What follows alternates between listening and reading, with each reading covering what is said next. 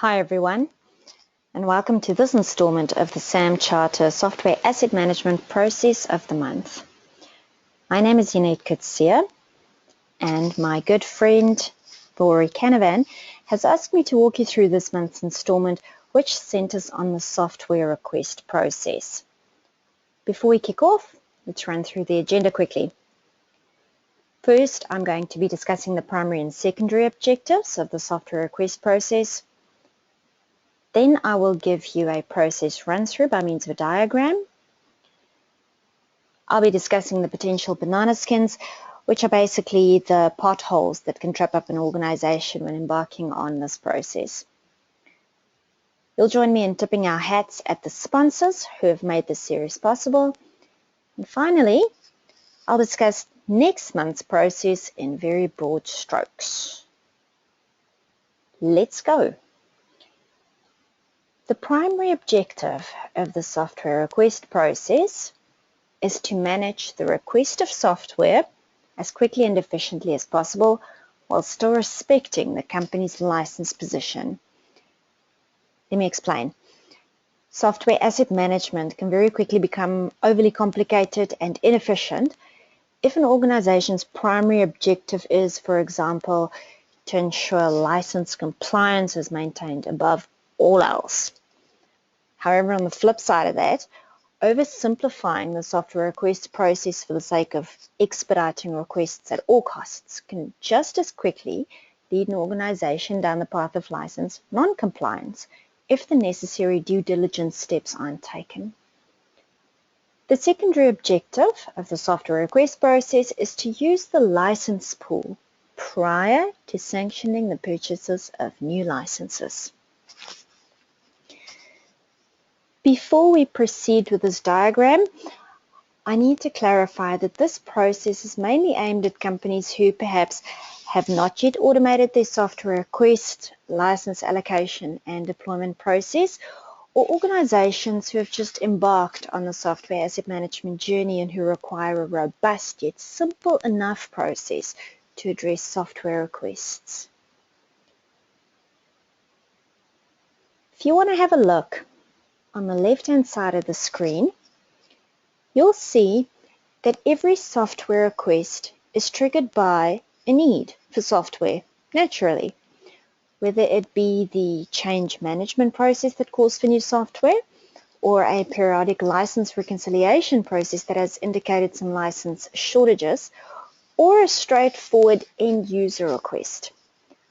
I'm going to walk you through the software request process today by way of a story that starts with an end-user software request. This has no bearing on actual events, so no names needed to be changed for this. Right. Meet new architect. He's new at the organization and he requires some new software. New architect logs a request for the following titles: Visio, Snagit, Qt FTP, and something called Biz Design. The request goes to the service desk or help desk, however you wish to refer to them. They initiate the request like good soldiers, and they direct the request to new architect's line manager for verification. Line manager looks at this and thinks that the whole team uses Visio, but that they don't use Biz Design. However, it sounds intriguing, so probably something that an architect would need, and those two are a go. Line manager figures that he does not know what Qt FTP is, but that it might be good to try, and he gives that the thumbs up too.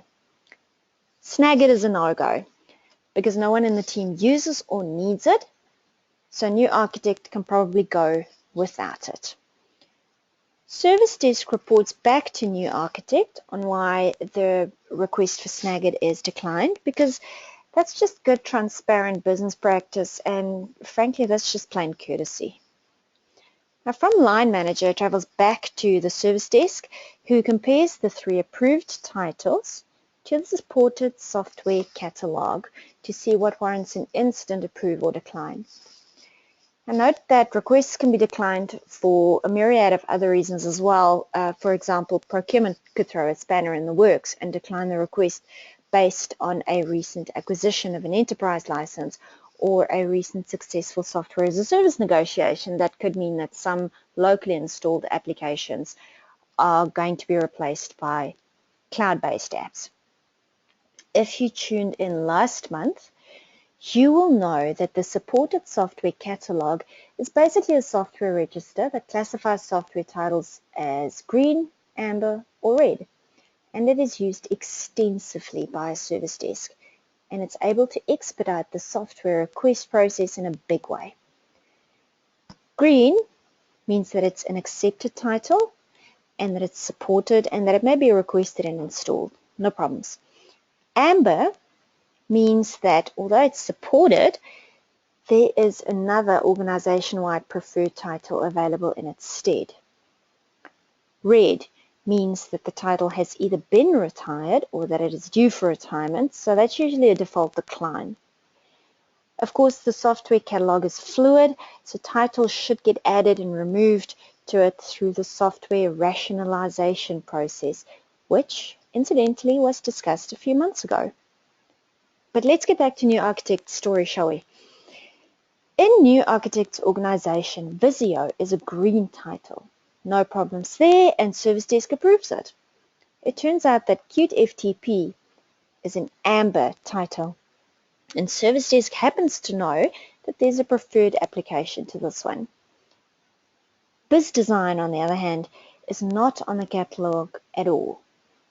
So at this point, Service Desk reports back to New Architect, recommending the alternative to Qt FTP, telling him that BizDesign needs to be tested first, but confirming that Visio is good to go. Now, right about here at the same time is also where a license validation check will be done. Hopefully, the organization has an automated means by which the Service Desk can check license availability, or a mightily impressive Excel spreadsheet updated around the clock by the software asset manager, which is not recommended. For the record, take it from a SAM professional. The license validation check is a crucial make or break point, because assigning the wrong license or the wrong version, or not assigning anything at all, or assuming that we are probably okay with licenses, so let's go ahead with the installation, could be the death of a SAM program.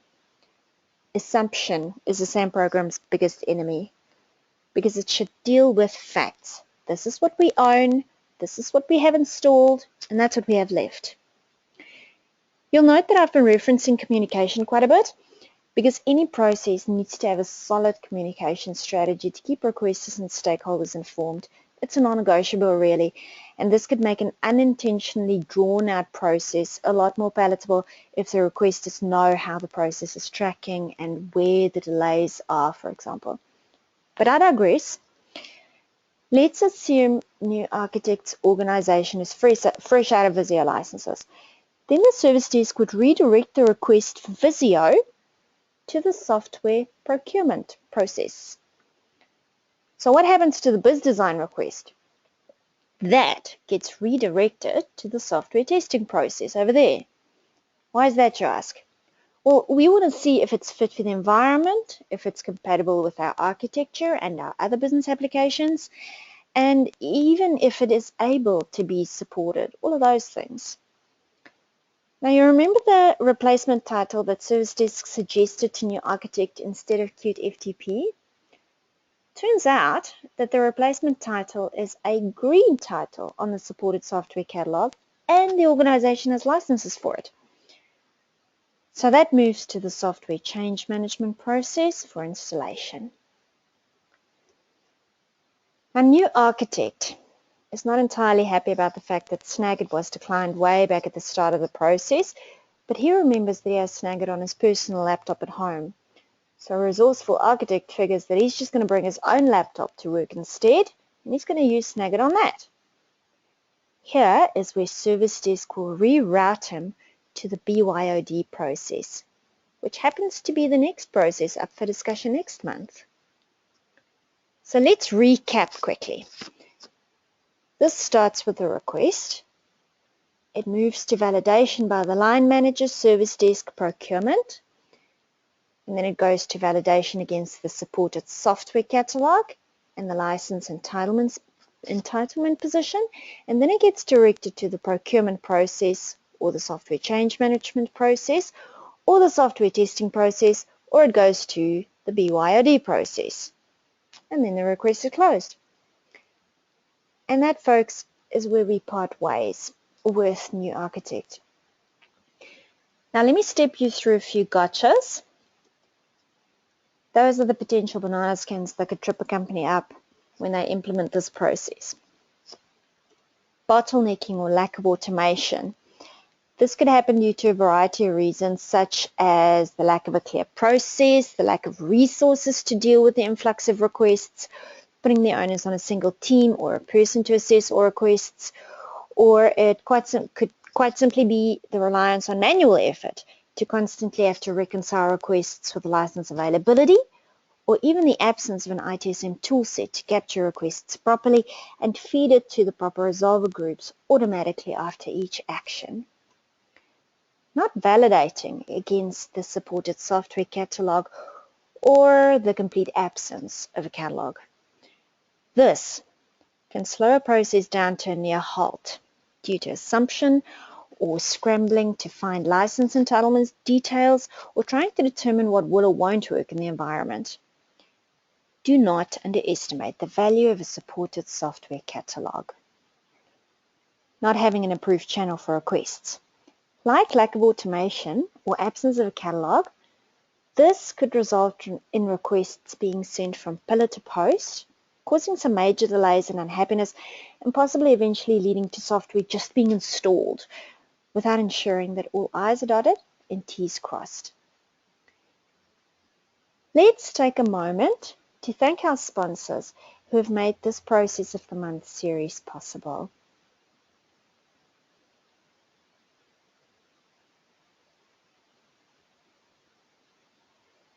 Like I said before, the next podcast will center on the BYOD process, and BYOD is an acronym for Bring Your Own Device. Very briefly, this is where employees want to bring their own electronic devices to work, but there is a process to be followed to ensure that it's safe to introduce these onto a corporate network.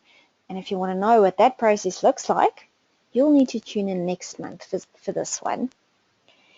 Now, folks, if you have any questions about this process or about any other software as management processes, or if you want expert advice or guidance on the successful implementation of a SAM program, or you want to take your existing program to the next level, take note of the contact details on the screen and give Mr. Rory Canavan a holler.